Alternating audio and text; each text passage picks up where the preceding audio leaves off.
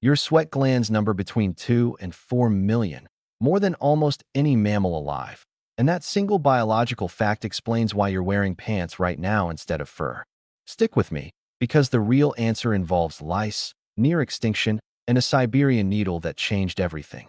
It's roughly 170,000 years ago. You're a human, barely recognizable as one, but still. You wake up, stretch, look around at the African savanna, and at absolutely no point do you think you know what would really complete this morning. Pants. And yet here we are, billions of people every single morning putting on pants or skirts or whatever you call that thing that's technically pajamas, but you've been wearing for 3 days straight and calling it loungewear now because that sounds intentional. Clothes are so baked into human existence that we literally arrest people for not wearing them. Think about that. The state will intervene if you're too naked. We built an entire legal system around the concept of please put something on. But why? When did this start? And more importantly, why did we do it when basically every other animal on the planet just didn't? Dogs don't wear clothes. Wolves don't wear clothes. The elephant, objectively smarter than most people you went to high school with, has never once thought, I need a jacket for this. The short answer is we have no idea exactly when it happened. The long answer involves lice, which, spoiler, is not as gross as it sounds. Actually, it is exactly as gross as it sounds, but stick with it, because it's one of the most bizarre pieces of evolutionary detective work in all of science. Here's something nobody talks about enough. Humans are basically the only large mammals on Earth that are nearly hairless. Gorillas covered, chimpanzees covered, bears, lions, wolves, horses, elephants, hippos, all of them across wildly different climates are walking around in full coats. And then there's us, standing in the middle of all this biodiversity, smooth, patchy, weirdly pink in places, sporting a look that says, I used to have fur, but I made some choices. The leading theory is thermoregulation. As our ancestors moved from forests to open grasslands and started running long distances to hunt, thick fur became a liability. You'd overheat, slow down, collapse before catching the thing you were chasing, and then you'd die hungry, which evolutionarily is the worst possible outcome. So we shed our fur and developed something better instead, an absolutely insane number of sweat glands, turning us into elite, world-class moisture emitters. Fantastic in summer. Considerably less great at 40 below zero in Central Asia with nothing but your wits and a rock. That's where clothes come in. Eventually. Here's the conventional story. Humans moved out of Africa, hit colder climates, got cold, wrapped themselves in skins. Simple. Except the timeline doesn't work. Genetic evidence suggests clothing began somewhere between 100,000 and 170,000 years ago, but modern humans didn't migrate out of Africa in significant numbers until around 70,000 years ago. So why are clothes appearing tens of thousands of years before humans actually went anywhere cold? Something else was happening. Something social. Something that has more to do with who we are than with the weather. Now we get to the lice. Researchers at the University of Florida mapped the evolutionary history of human lice and found something extraordinary. Humans carry two genetically distinct lice populations: head lice, which live in your hair, and body lice, which live exclusively in clothing, in the seams and folds of fabric. Body lice cannot survive on bare skin. They need fabric to exist at all. So the exact moment body lice genetically split from head lice is essentially the moment humans started wearing clothes consistently enough to create a brand new ecological niche for a parasite. That split happened between 83,000 and 170,000 years ago. A parasitic insect, one of the most hated creatures in human history, accidentally preserved the earliest evidence of human fashion. The lice knew when we got dressed before we did. So what were clothes actually for first, if not warmth? One theory is basic physical protection from sun, insects, thorns, and abrasion while walking through grassland and rocky terrain. Not glamorous, but it kept early humans more comfortable and reduced infection. The more interesting theory is social signaling. Humans are profoundly social animals, obsessed with hierarchy, constantly communicating who we are, what group we belong to, what status we hold.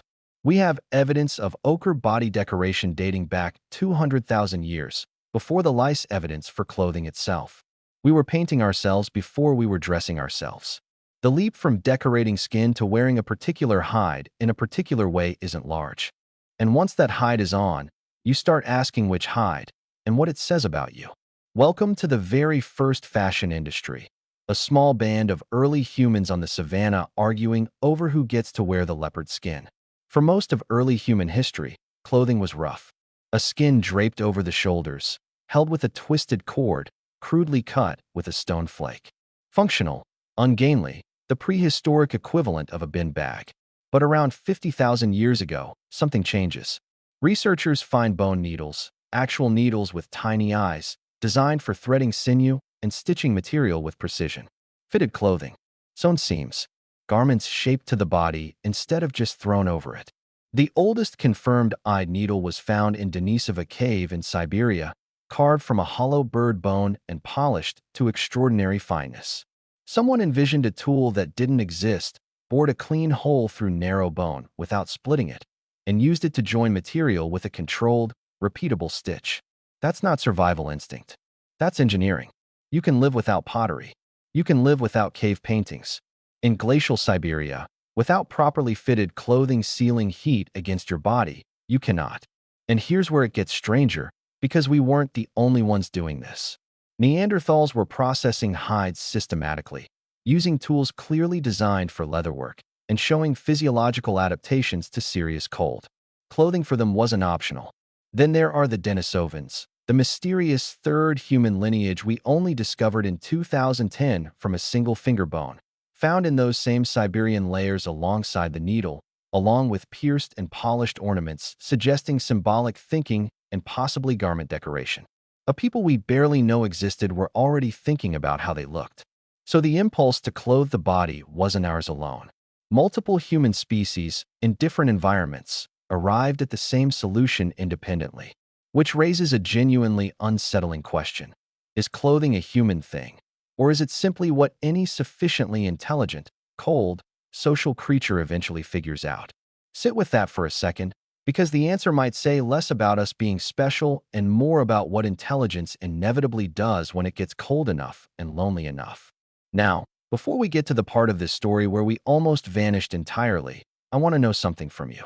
If you had to survive in that world, hide, bone needle, freezing wind, no modern fabric at all, do you think you'd have figured out clothing yourself? Or would you have frozen waiting for someone else to invent it? Drop your honest answer in the comments, because the next part of this story is about exactly how close we came to not surviving at all. Between roughly 120,000 and 70,000 years ago, Earth went through brutal glacial cycles. Temperatures plunged. Ice sheets expanded. Africa turned hyperarid.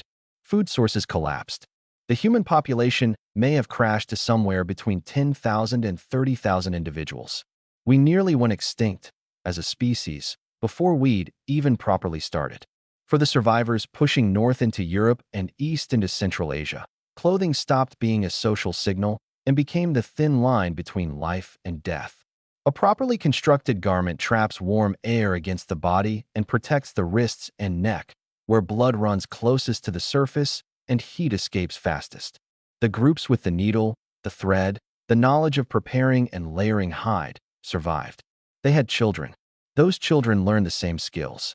Part of the reason modern humans reached every continent on Earth is that we didn't just evolve bodies suited for the world. We built a second skin and carried it with us. There's a quieter transition that often gets skipped, the shift from animal hides to woven plant fibers. Hides are warm and durable, but heavy, stiff, and require killing something to obtain. At some point, humans began spinning plant fibers into thread and weaving them into fabric.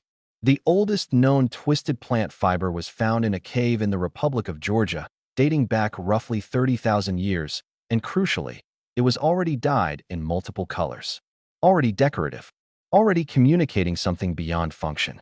By the Neolithic agricultural revolution, textile production, flax, wool, eventually cotton and silk, had become a core technology of civilization.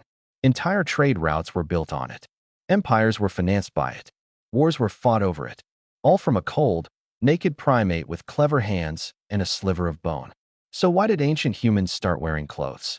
For all the reasons, in overlapping waves: biology, culture, climate, and social complexity all at once.